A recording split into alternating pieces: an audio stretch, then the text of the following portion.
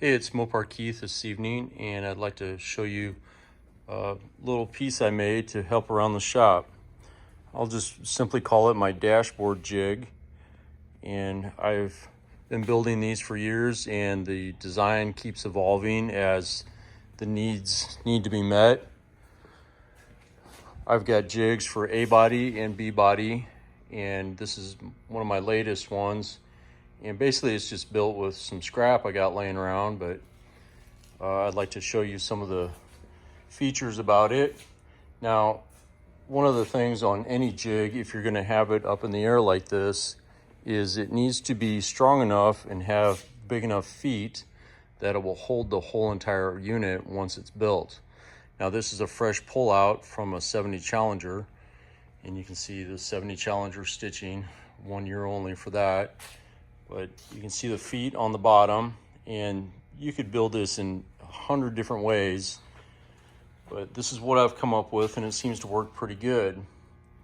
Like I said, it's got to be heavy enough built, because these things, you can barely pick them up one person, and usually when we pull them out of the car, it's a two-person job.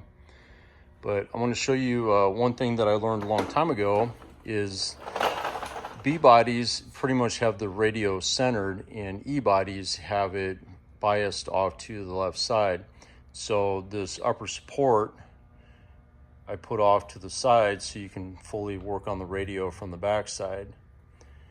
So you can see the top mount. This is just a simple Torx bit screw going into the wood, and it's offset to the side so you can get full access to the wiring harness, the radio, and everything. And one thing that I like about these, amongst a lot of things really, is that you can strip it all the way down.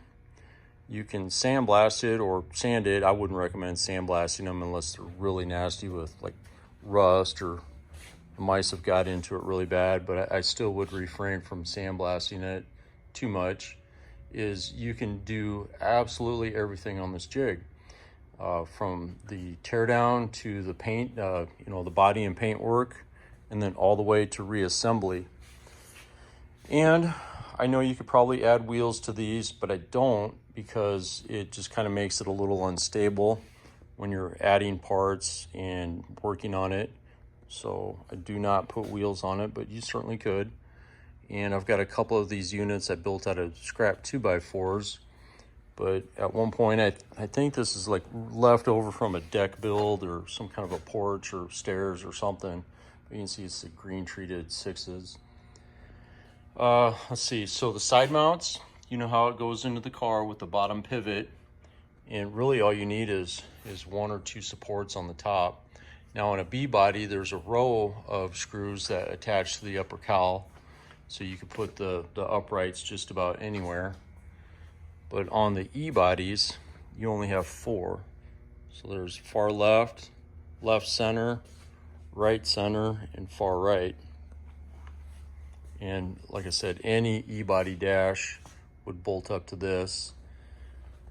So it's real easy when 2 guys are present.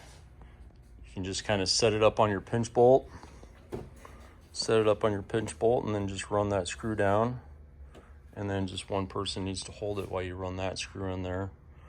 So you can get in there really close. This is a great opportunity to do a full dash rebuild.